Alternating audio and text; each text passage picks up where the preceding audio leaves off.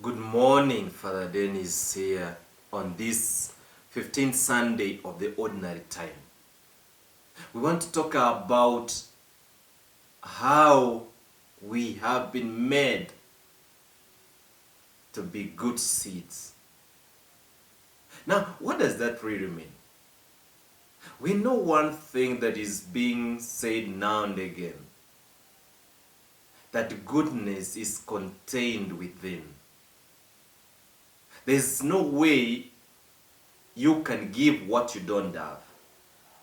And this rightly comes from any type of seeds you will want to purchase for sowing.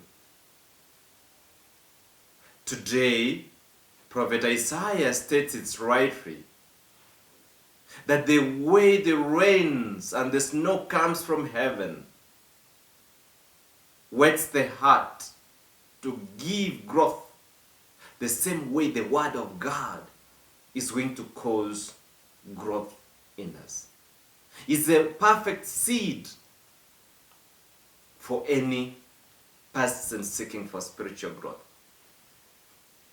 If that is well said and done, then we get rightly what Christ says in parable in the gospel. That the sower went to sow. And there were 4 levels where the seeds fell. The first was on the road. Birds of the air came and ate them. The second fell on a rocky ground. And there, having no much soil, they sprout out, but within no time, they dried up. The third group fell in the thorns. They grew together, but at the end of the day, the thorns choked them. They never produced. But on good soil, it produced good harvest. Now, there are different levels of harvest stated there. But what I want to tell you, it fell in a good soil. So there was a good ground. The sower had already intention to have it sown in that. Now let's ask, what did Christ mean by all these analogies? We get from the roadside, having where, when we receive the word of God, and quickly, without taking caution, we let the devil comes and taints it or takes away. A rocky ground represents when we receive or hear the word of God, get excited, commit ourselves to do something, but when trouble comes, we doubt whether God really exists.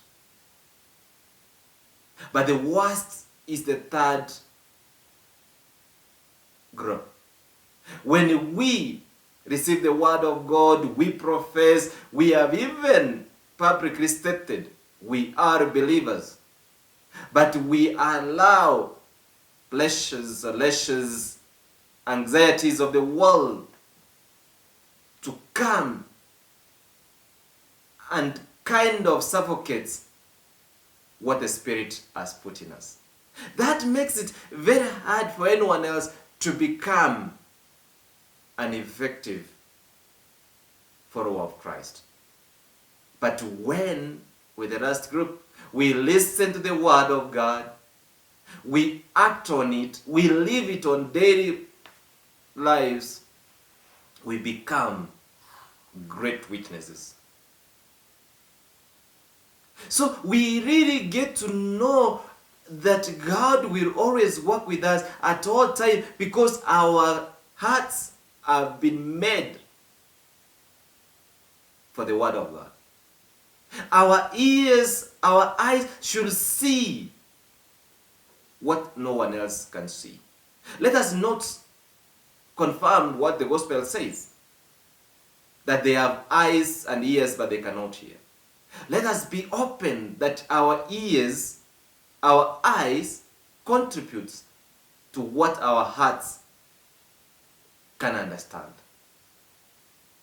That will be a perfect witness. And that's why we go what Paul says. What we are experiencing now is not as what we are going to experience. There is something greater waiting. Let us live with the hope. We trust that the best is awaiting us. That can only happen if we make a big sacrifice now. May God guide you. May God encourage you on this Sunday that you make this leap of faith, that you are ready to give good fruits. May God bless you, keep you, and your family.